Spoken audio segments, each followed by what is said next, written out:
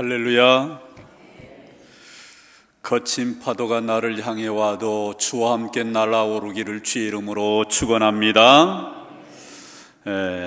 한번 저 파도 타기 한번 해보실래요? 오늘 또 귀한 찬양 너무나도 감사합니다. 제가 매주마다 들을 때마다 너무 감동적이다, 압권이다, 제가 그렇게 생각을 하는데, 우리 함께 찬양해 주신 우리 모든 찬양 대원들, 또 크로스 앙상블, 우리 한번 격려의 박수 한번 보내십시다. 감사합니다. 감사합니다.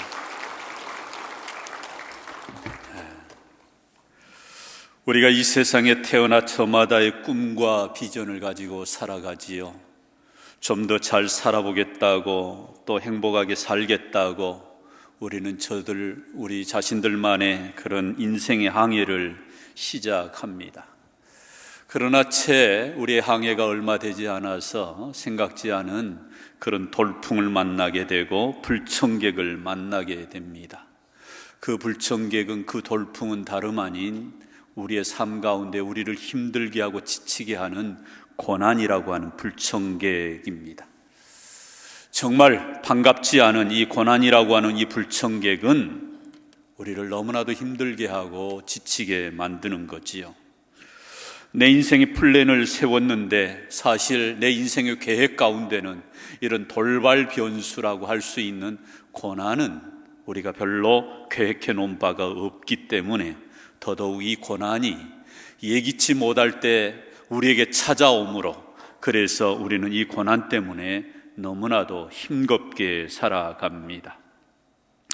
저는 특별히 이 고난을 오늘 본 영상처럼 파도로 비유하고 싶습니다. 바닷가의 파도를 보시면 하나의 파도가 밀려오고 난 다음 또 하나의 큰 파도가 밀려오고, 또 그 파도가 지난가 하면 또다시 어떤 파도가 끊임없이 밀려오는 그러한 파도의 연속, 이게 저 바닷가에서 흔히 볼 수 있는 광경입니다. 이 파도가 바다를 살린다라고 하는 거 아세요? 비록 파도가 큰 풍랑이 이렇게 일어나서 저렇게 큰 산채만한 파도가 밀려오지만 그 파도로 인해서 바다는 살아나는 것입니다. 그 파도로 인해서 고인물들이 휘저어져서 그래서 움직이게 되고, 그 파도를 통해서 산소가 저 깊은 곳에 저 생명체들에게 전달이 돼서 그래서 이 바다는 살아나는 거지요. 결국은 이 파도가 바다를 살려내는 겁니다. 우리 인생을 살다 보면 정말 이 고난은 싫습니다. 거부하고 싶고 정말 달갑지 않은 이 고난을 회피하고 싶은데 끊임없이 우리 인생도 하나의 고난이 밀려와서 그 고난이 끝난가 싶으면 또 다른 고난이 우리에게 찾아오고, 그래서 하염없이 이 고난이 우리에게 밀려오는 것이 마치 오늘 본 영상처럼 파도같이 우리에게 밀려온다. 이게 바로 우리가 부인할 수 없는 우리의 인생의 현실입니다. 그러므로 저는 인생을 이렇게 정의해 보고 싶어요. 인생이란 고난의 파도를 타며 가는 것이다. 여러분, 오늘 본 영상에 파도 타기 하는 사람들 보셨나요? 한 10m, 15m짜리 정말 큰 파도 앞에서 이 사람들은 물을 가르고 그 서핑을 하는 그 광경은 정말 환상적인 그런 장면이라고 보여집니다. 오히려 이 물을 무서워하지 않고 이 파도를 무서워하지 않고 마치 그 파도가 나에게 오기를 기다리고 더 큰 파도를 기다리고, 그래서 자기 몸을 보트에다가 싣고 그 파도와 함께 날아오르는 거지요. 그래서 이 파도 타기를 멋지게 해내는 것, 오히려 이 파도를 즐기는 이러한 모습들을 보면서 어쩌면 우리도 우리 인생에 끊임없이 밀려오는 이 고난이라고 하는 파도 앞에 우리가 가져야 될 어떤 삶의 자세가 여기 있지 않은가 싶어요. 인생이란 파도를 타며 가는 것이다. 정말 저는 그렇게 인생을 생각해 보아요. 피에르 린치니크라고 하는 박사가 한 월간지 잡지에 자신의 글을 이렇게 기고했는데, 그 글의 제목이 고아가 세계를 주도한다라는 글이에요. 이 아티클에 보면 특별히 한 시대를 풍미했던 인물들 중에 과거 역사를 주름잡았던 한 300명의 이름을 거명합니다. 알렉산더, 시저, 루이 14세, 조지 워싱턴, 나폴레옹, 사르트르, 루소, 데카르트, 그리고 파스칼, 공자, 심지어는 최근에 이스라엘의 현재 최고의 여성 총리였던 골디메어, 이런 사람들의 이름을 거명하면서 이들의 삶에 대해서 이 리체니크는 그들의 삶을 조명한 거예요. 그런데 한 가지 공통점이 있는데 이들은 한결같이 고아였다라는 거예요. 일찍이 조실부모하고 부모 없이 자라면서 수많은 역경, 수많은 고난을, 수많은 고통의 시간을 보내었는데 그러한 고통과 그 고난에 함몰되지 않고 오히려 이 고난을, 이 역경을 마침내 극복한 사람들, 그래서 단단한 그들의 인생에 그러한 내공이 길러져서 마침내 그들은 많은 사람들 앞에 자신의 지도력을, 리더십을 발휘하며 살아가는 그런 모습으로 그들은 살았다라는 것.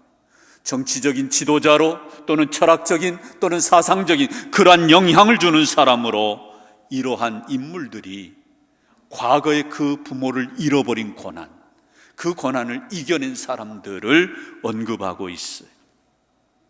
사실 우리가 살다 보면 어린아이들이 부모 없이 자라는 것처럼 그것처럼 힘든 일이 없잖아요. 나를 돌봐줘야 될 부모가, 어머니가, 아버지가 없다라고 하는 것 그 자체는 굉장히 큰 충격이고, 사실 수많은 아이들이, 수많은 청소년들이 여기에서 헤어나오지 못해서 그래서 일탈하는 모습을 우리는 많이 보게 됩니다. 성경을 보시면 고난이라고 하는 단어가 무려 124번이나 등장을 해요. 그만큼 성경은 고난에 대해서 자주 언급을 합니다.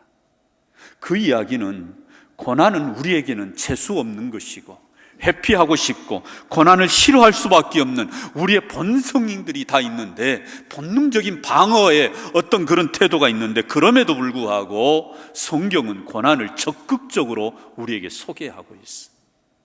오히려 이 고난에 대해서 우리가 잘 이해하고 받아들이는 그런 신앙의 교훈들을 우리에게 주고 있는데, 그것이 오늘 본문의 말씀이지요. 사실 우리가 살다 보면은 여러 가지 고난을 만나는데 제가 보니까 한 3가지 정도 고난은 3종류로 구분해 볼 수가 있어요. 첫 번째로는 나의 잘못으로 주어진 고난이 있더라라는 거예요. 이 고난의 대부분, 내가 지금 현재 어려움을 당하고 있고 어떤 그 고난 가운데서 내가 지금 너무 힘들게 살아가는데 사실은 그 고난이 나의 잘못으로, 내가 너무 지나친 욕심을 부려서 내가 너무나도 죄악된 길로, 악한 길로 걸어가서 또는 잘못해서 실수해서 그 고난을 만들어내므로 결국은 내가 그 고난을 만들어서 그 고난 가운데서 내가 힘들어서 지금 살아가는 사람들이 부지기수라는 거지. 내가 남의 것을 빼앗았다가 감옥에 가는 것은 사실 고난이라고 말할 수가 없어요. 당연히 감옥에 간 것은 내가 잘못했기 때문에 그 잘못한 것에 대한 빚을 내가 갚기 위해서 감옥에 가는 것인데 사람들은 이것마저도 고난이라고 말하는 거지. 심지어 가족의 경우 또는 배우자가 힘들게 해서, 아내가 남편이 힘들게 해서, 또는 어떤 내가 믿었던 어떤 사람이 실패를 해서 그 실패를, 그 힘들게 하는 것을 내가 고스란히 또 안을 때 그래서 힘들어하는 그러한 고난 가운데 있는 사람도 부지기수로 많습니다. 굳이 성경에서 이러한 인물 한 사람을 찾으라고 한다면 요셉이에요. 그는 이복 형제들의 미움을 사게 되고 결국은 형제들이 동생에게 할 수 없는 그러한 아주 잘못된 못된 행동을 했는데 그게 아라비아 상인에게 이 동생 요셉을 노예로 팔아버린 거지요. 그리고 아버지에게는 뭐라고 얘기해요? 동물에 찢겨 죽었습니다. 요셉은 이 이복 형제들 때문에, 가족들 때문에 이 엄청난 고난의 소용돌이 속에 그는 휘말리게 되는 거지.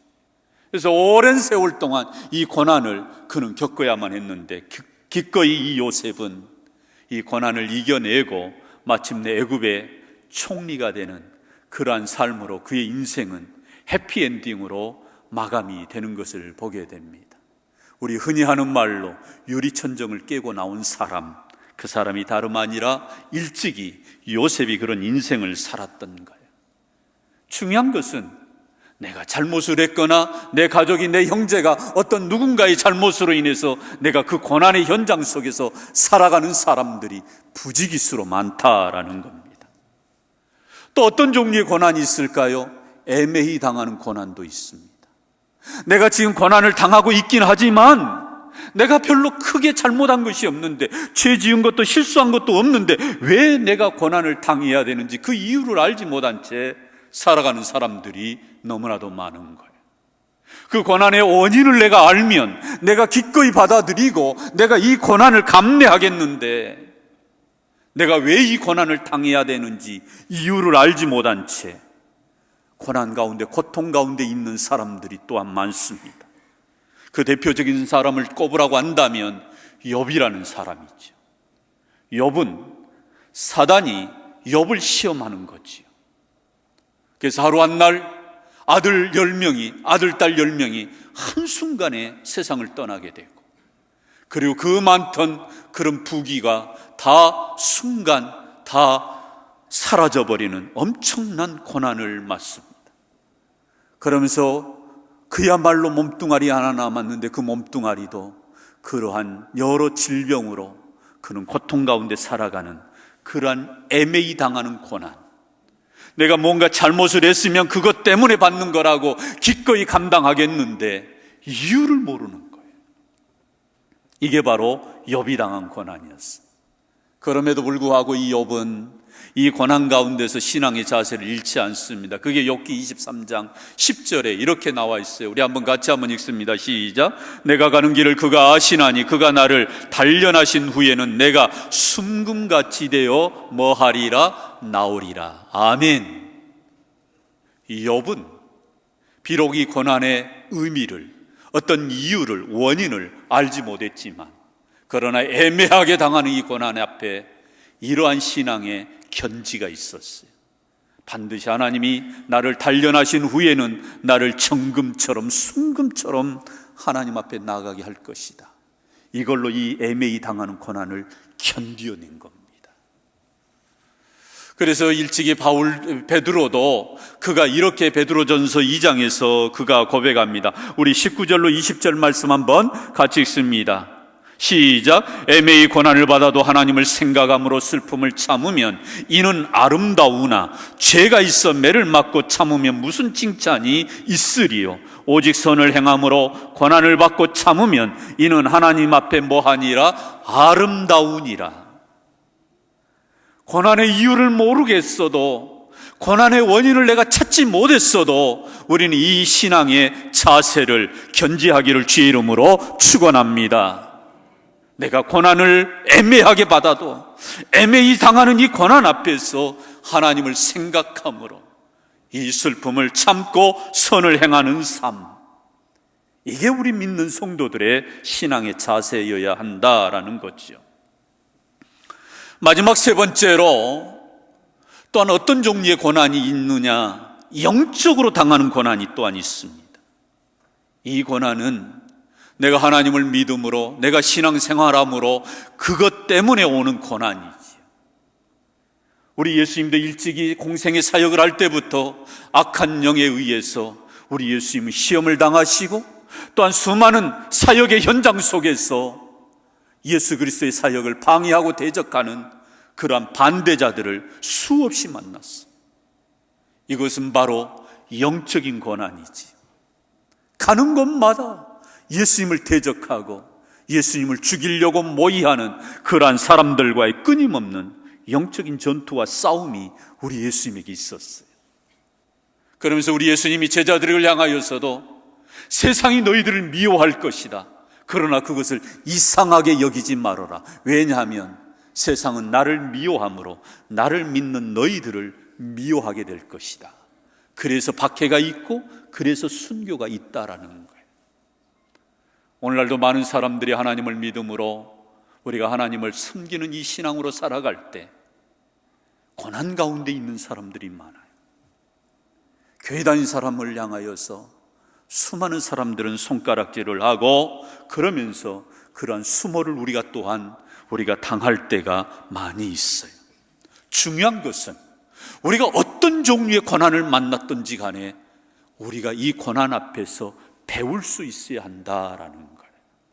성도 여러분, 우리가 고난을 만나서 재산을 잃어버리고 어떤 내가 가지고 있던 소중한 물질을 잃어버리고 내 건강을 잃어버리고 내 사랑하는 사람, 나와의 좋은 관계를 이루었던 그런 사람들의 관계가 깨어지고 그래서 잃어버린 것이 많다 할지라도 그러나 이 고난 가운데서 우리는 또한 얻을 수 있기를, 얻는 것이 있기를 주의 이름으로 축원합니다.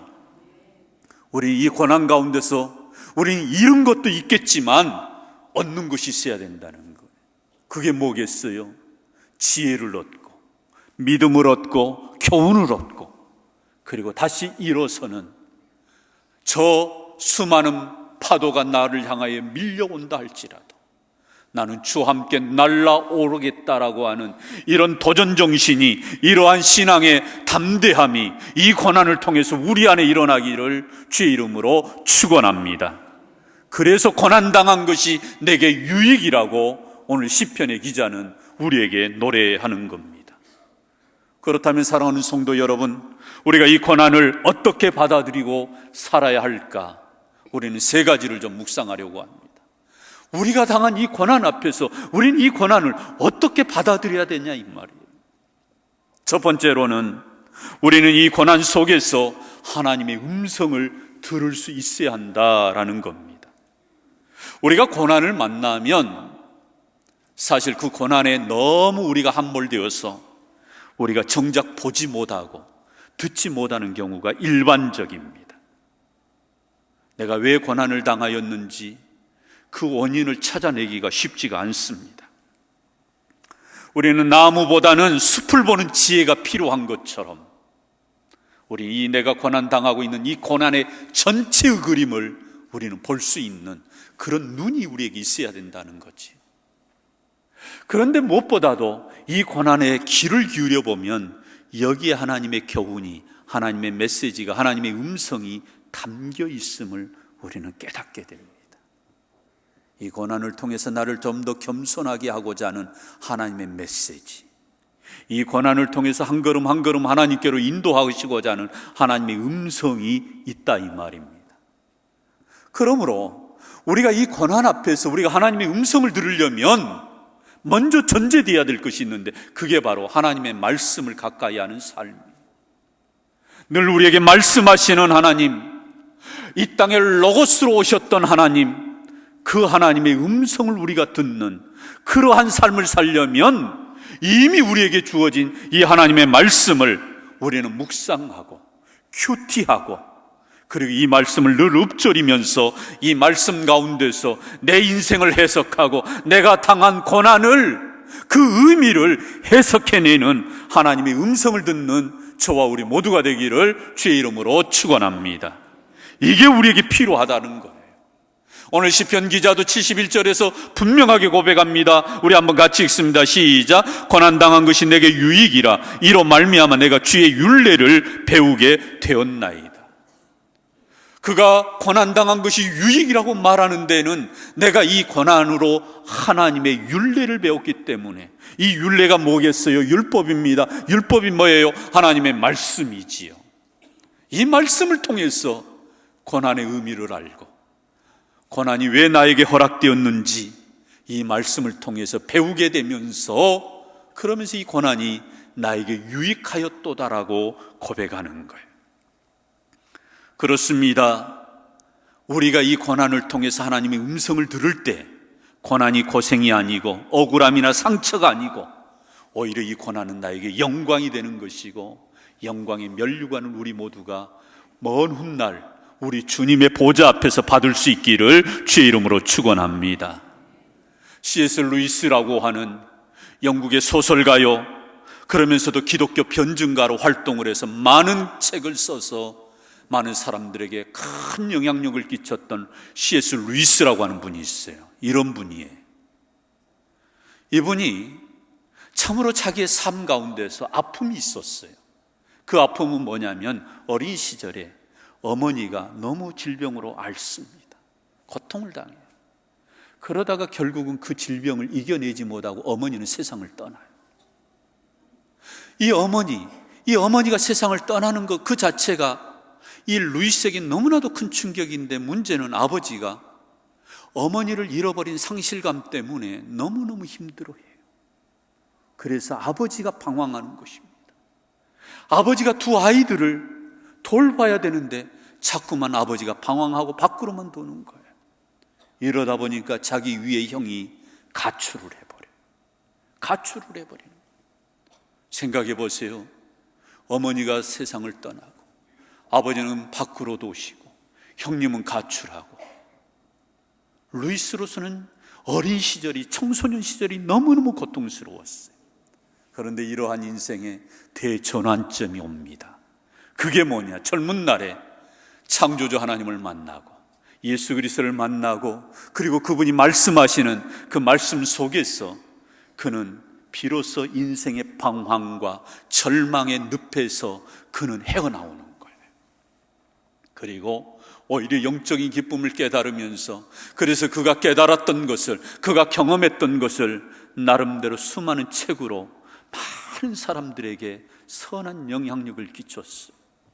자기가 직접적으로 경험했던 그 고통을 누구보다도 잘 알기에 그는 나중에 고통의 문제라고 하는 책을 출간을 합니다. 좀 어려운 책이에요. 그런데 이 루이스가 이 고통의 문제라고 하는 이 책에서 그가 말하려고 하는 고통은 이거예요. 고통이란 하나님의 메가폰이다. 고통이란 하나님의 확성기라는 거예요. 고통을 자세히 들여다보니까 거기에서 나에게 말씀하시는 하나님의 음성이 있더라는 거예요. 그래서 그는 나중에 결론적으로 이 책에서 이 고난에 대해서 이렇게 말합니다. 그 고통을 가지고 하나님께 나아가면 반드시 이 고난을, 이 고통을 이겨낼 수 있다라고 이는 결론을 내려요. 그는 목회자가 아니에요. 성직자가 아닙니다. 그런데 그는 이러한 것을 삶의 현장에서 체험하면서 이렇게 그는 고통에 대해서, 고난에 대해서 이것을 가지고 하나님 앞에 나아가면 반드시 이겨낼 수 있을 뿐 아니라 하나님이 나에게 들려주시는 그 음성을 들을 수 있노라고 노래하는 거예요. 두 번째로 우리는 또한 이 고난 앞에서 어떠한 자세를 가져야 될 것인가? 이 고난 앞에서 우리는 기도의 무릎을 꿇을 수 있어야 한다라는 겁니다. 우리가 고난 앞에서 가장 적극적인 신앙의 자세 하나를 꼽으라고 한다면 그것은 단연 기도하는 것이지요. 여러분, 고난 그 자체가 너무 힘들어요. 그래서 사실은 기도 자체가 잘 안 되는 겁니다. 그럼에도 불구하고 성경은 고난을 당했거든 하나님 앞에 엎드려 기도하라고 말씀을 해요. 그게 오늘 우리가 잘 알고 있는 야고보서 5장에 나와 있는 말씀인데 우리 같이 한번 읽습니다. 시작. 너희 중에 고난당한 자가 있느냐? 그는 뭐 할 것이요? 기도할 것이.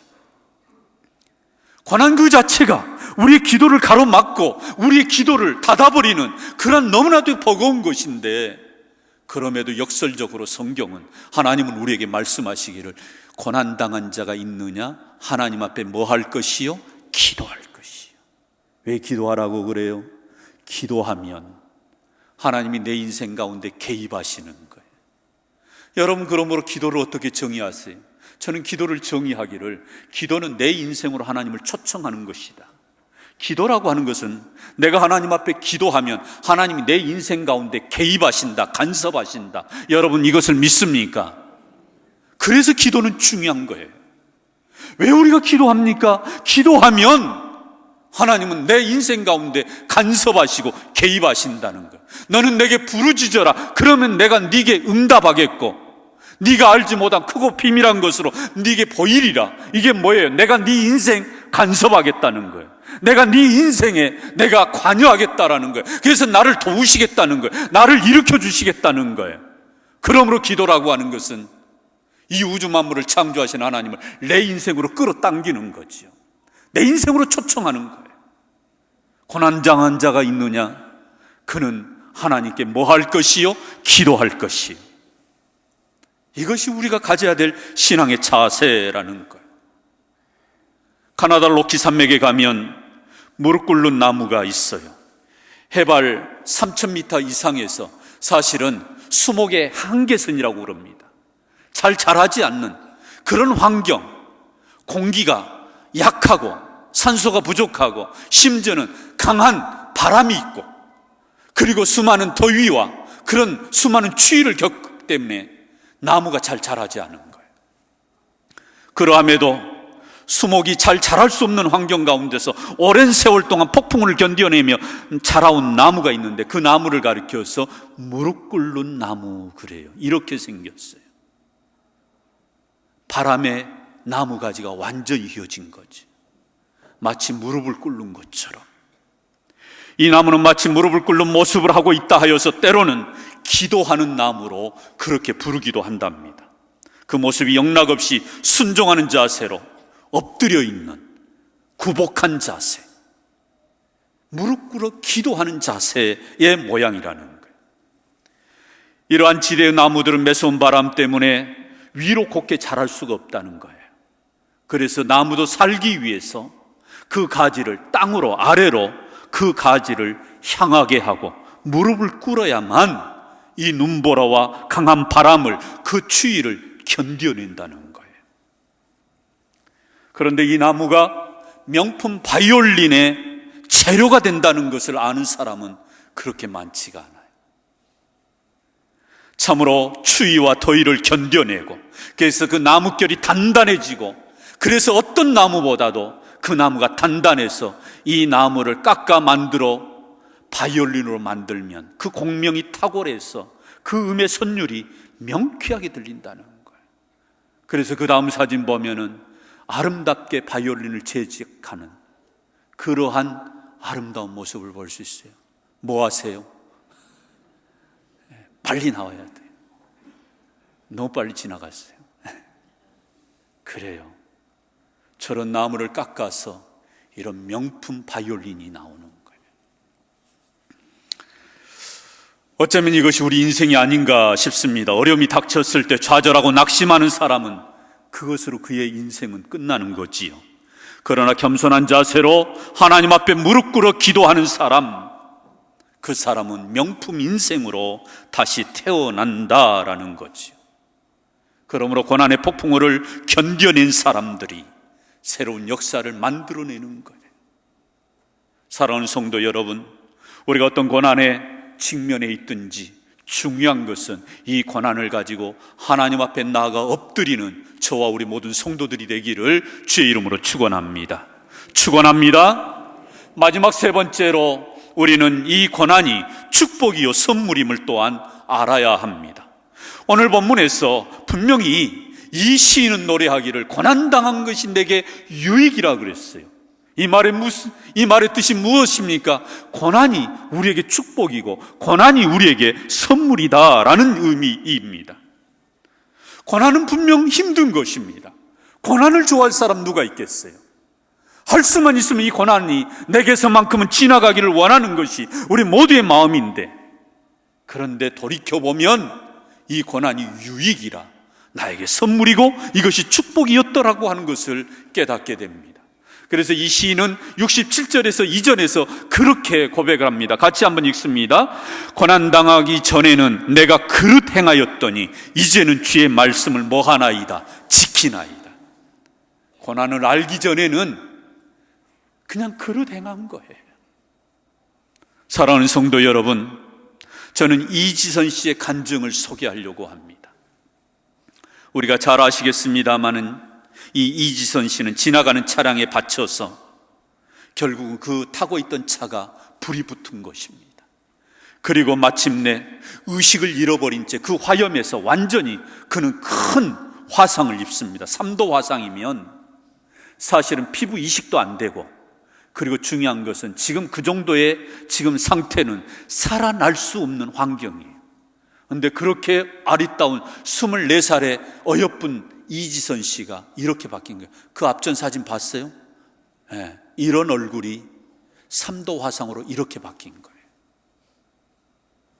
그러면서 자신의 아름다운 그런 모습은 온데간데 없고 흉측하게 변해버린 자기 온 몸과 그리고 얼굴을 보면서 살아있는 것 이 자체가 이지선 씨에게는 고통이었어요. 살아야 될 이유를 찾지 못했습니다. 나름대로 하나님을 믿고 신실하게 살았던 그녀가 전능하신 하나님의 야속하게 느껴지더랍니다.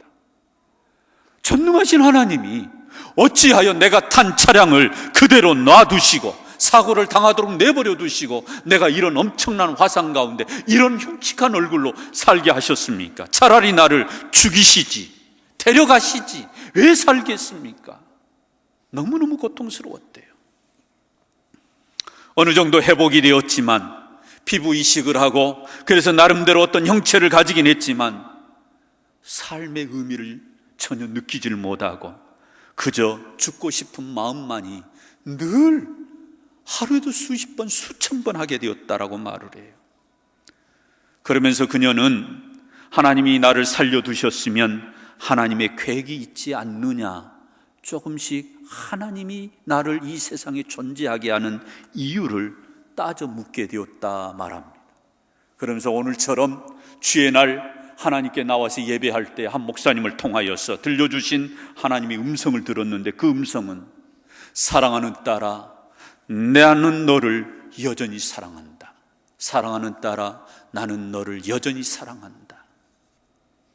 자기 자신도 자기 얼굴을 받아들일 수가 없고, 심지어는 자기 인생을 이와 같이 내가 인정할 수 없는데, 그래서 한없이 자기 자신이 미웠는데, 화상당한 자신의 얼굴을 볼 때마다 자기를 저주했는데, 사랑하는 딸아, 나는 너를 여전히 사랑한다, 이 말에 이 이지선 씨의 마음이 조금씩 녹아지기 시작한 거예요.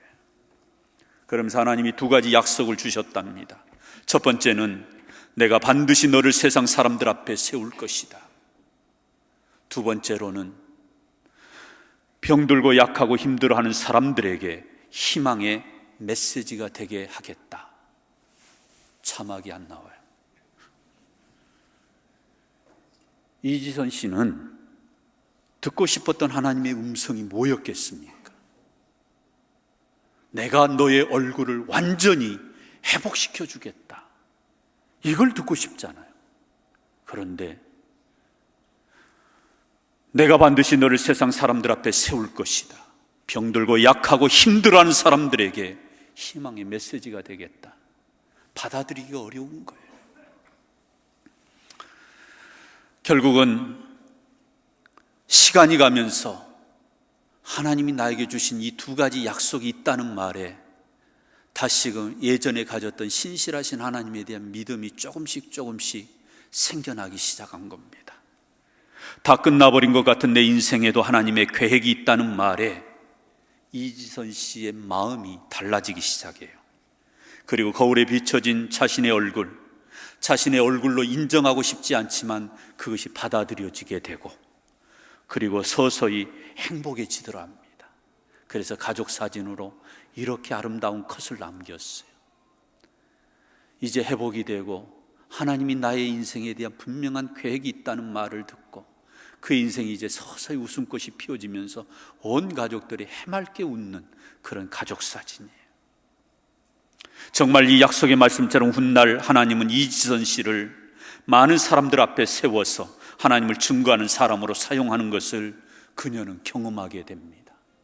그래서 수많은 사람들의 행렬 앞에서 그는 자신의 이름을 사인한데, 한번 봐보세요. 저게 잘 보입니까? 이지선 씨의 팔을 봐보세요. 여성의 팔이 아니에요.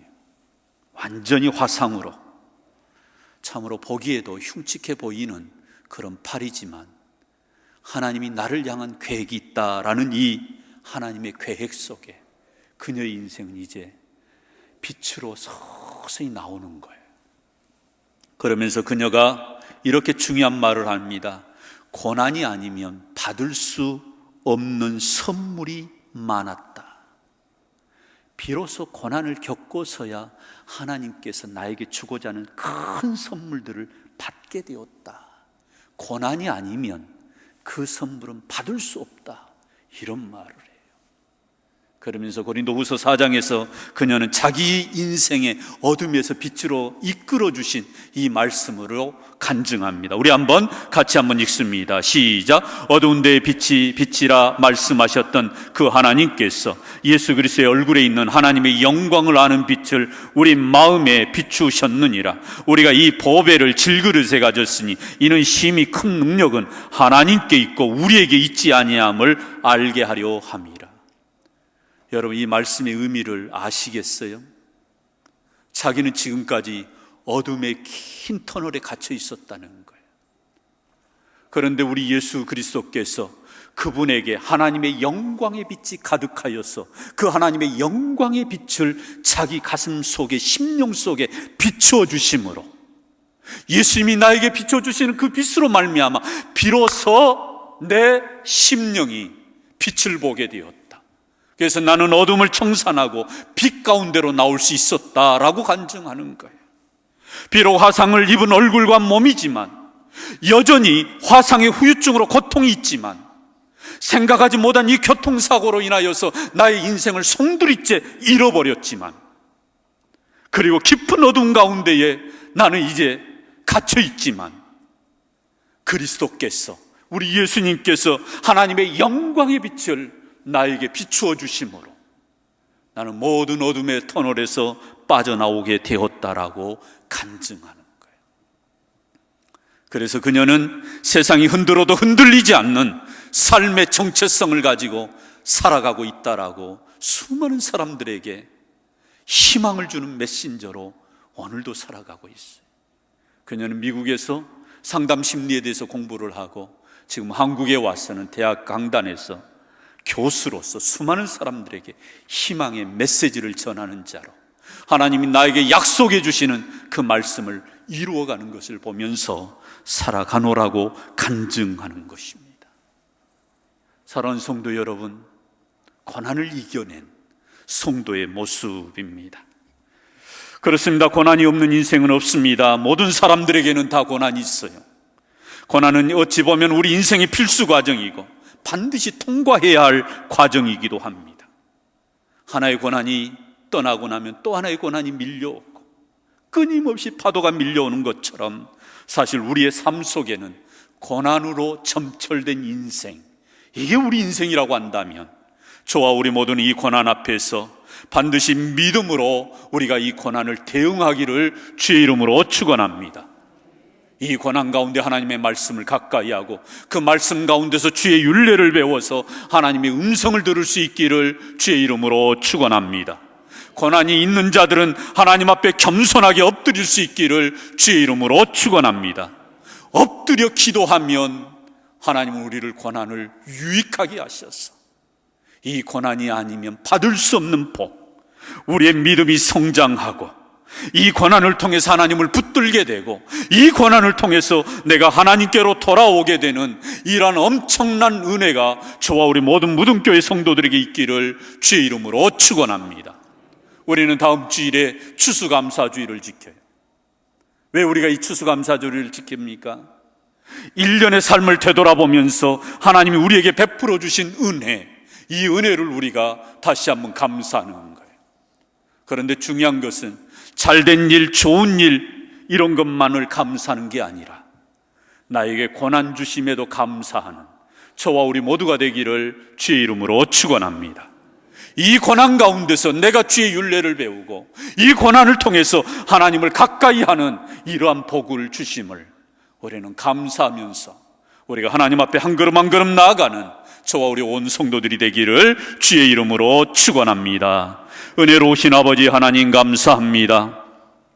우리 인생 여정 가운데에 끊임없이 밀려오는 이 고난의 파도 앞에서 철저하게 우리 모두가 하나님의 음성을 듣는 자들이 되게 하시고 하나님 앞에 철저하게 겸손하게 엎드려 하나님을 내 인생으로 초청하는 기도의 사람들이 되게 하여 주시옵소서. 그래야 이 고난이 도리어 우리에게 유익이라 축복이 되게 하시고 하나님의 선물이 되게 하심을 우리가 감사로 고백하며 나아가는 주의 백성들 되게 하여 주시옵소서. 지금은 우리 주 예수 그리스도의 은혜와 하나님의 그 크신 사랑하심과 성령님의 인도 교통하심이 고난당한 것이 내게 유익이라 이 고백으로 다시 한번 고난 가운데 승리하기를 다짐하는 우리 온 성도들 위에 지금부터 영원토록 함께 계시기를 축원하옵나이다. 아멘.